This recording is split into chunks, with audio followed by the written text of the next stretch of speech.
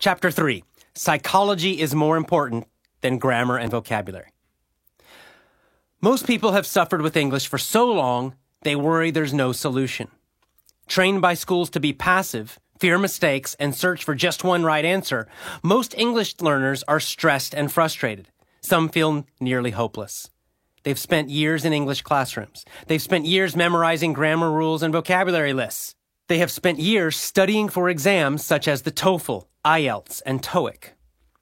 Despite all this work and effort, most English learners are frustrated. Many struggle with even simple conversations. Many feel nervous anytime they must speak English. They've memorized countless grammar rules, yet even simple conversations feel difficult. Likewise, despite years of study, most learners still cannot understand American TV or movies. After so many years of traditional learning, students are confused. When they try to speak, they constantly think about grammar and translations. First, they think of a sentence in their own language. Then they translate it to English. Then they think about the grammar, and finally they speak. When they listen, they go through a similar process. They hear the English, translate it into their own language, think of a response in their own language, translate their response into English, and then think about the grammar to be sure their response is correct.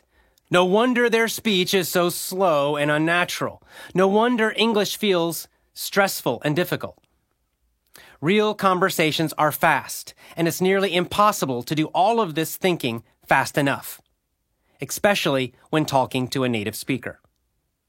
If you think about translations and grammar during a real conversation, you will quickly become lost. Instead of listening carefully to the other person, you'll be translating your own responses and trying to remember grammar. Your speech will be hesitant. Often the other person will become frustrated by your lack of understanding. Of course, if you see the other person is losing patience, you will usually become even more nervous. It's a terrible downward spiral that most English learners know too well. There is a solution. There is a way to escape the hidden curriculum. There is a road to English fluency, and you can travel on it. You can speak English powerfully. You can speak English clearly, naturally, and effortlessly.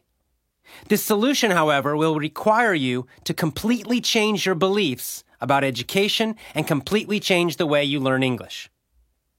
I call the solution the effortless English system, and it has two parts: the psychology and the method. Most schools, most teachers, and most learners focus only on method.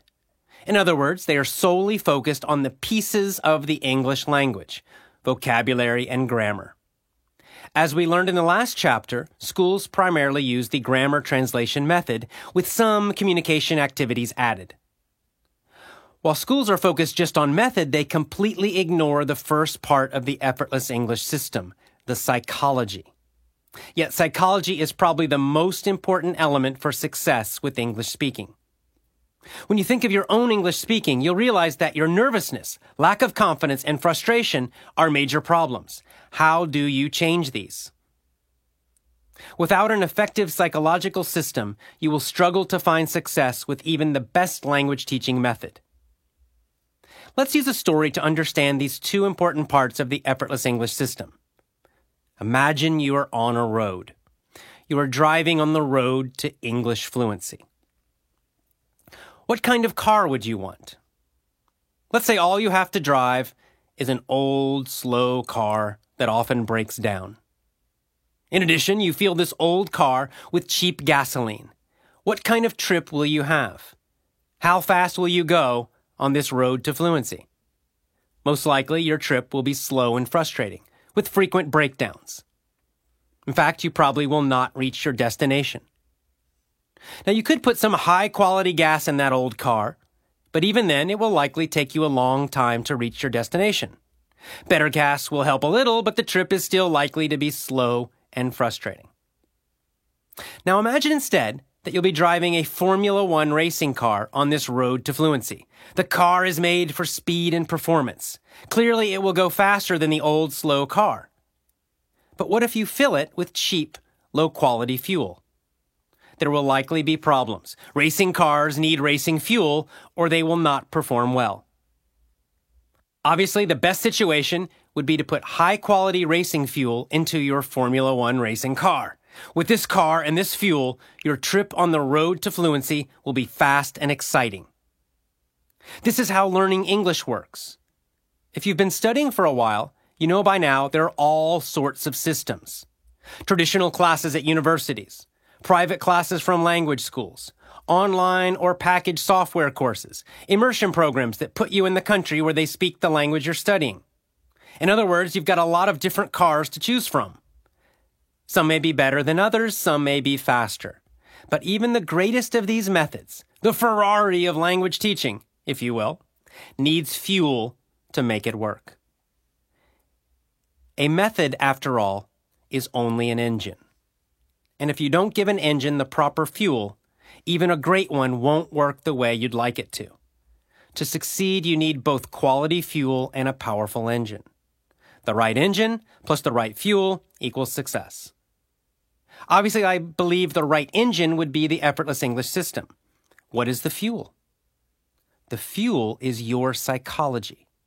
It is the beliefs, emotions, and goals that power your learning. Your fuel is your motivation, your confidence, your energy, your enthusiasm. Your fuel, success psychology. If your psychology is weak, even the best method will fail. In other words, if you have connected stress, fear, nervousness, and doubt to the process of speaking English, you will have a lot of problems. Unfortunately, this is exactly what happens in most schools. The tests, the error corrections, and the boring and ineffective methods used in schools combine to create powerful negative emotions in most students. Even if you're using my effortless English method, you must have strong psychology.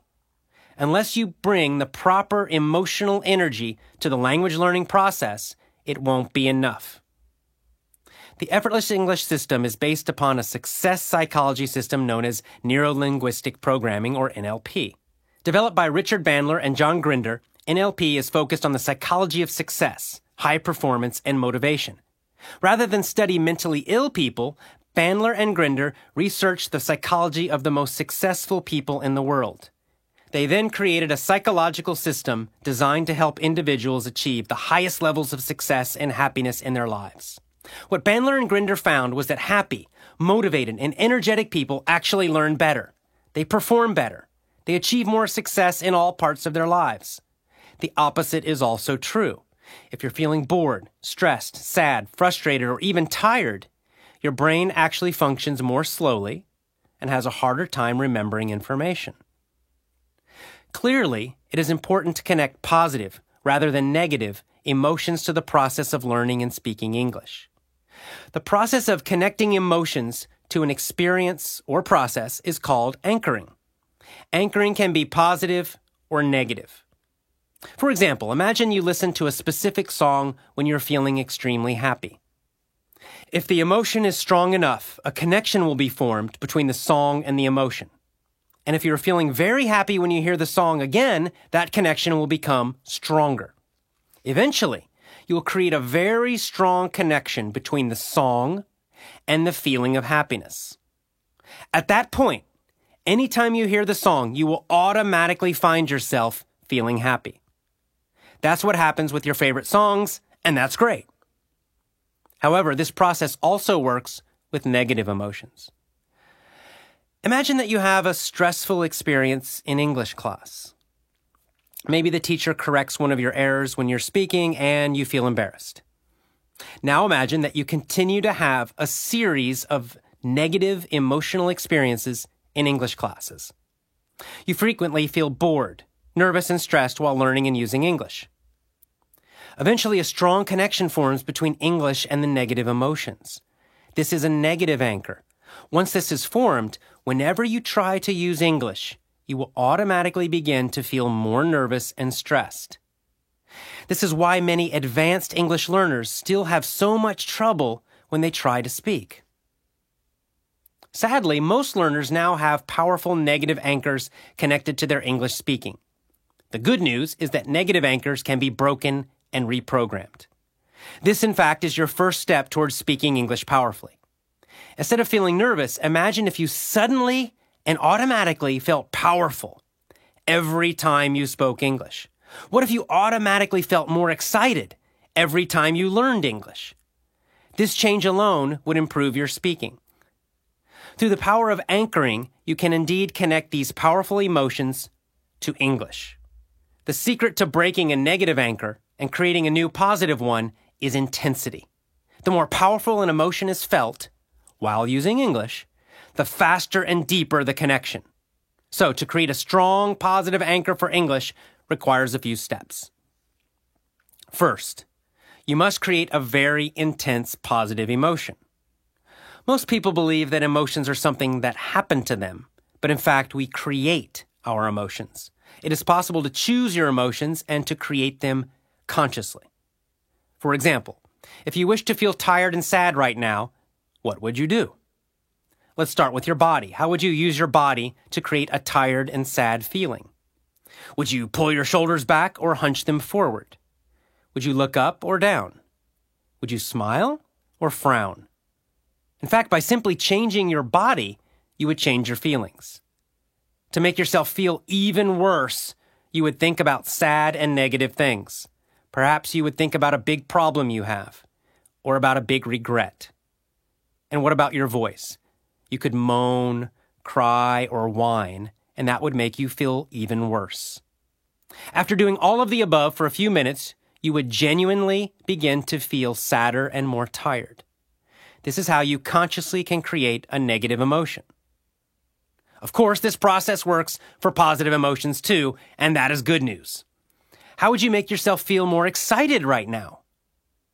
Again, start with the body. Pull your shoulders back, put your chest up and out. Bring your head up and look straight ahead. Put a big smile on your face and hold it. Next, change your thoughts. Think about something great in your life.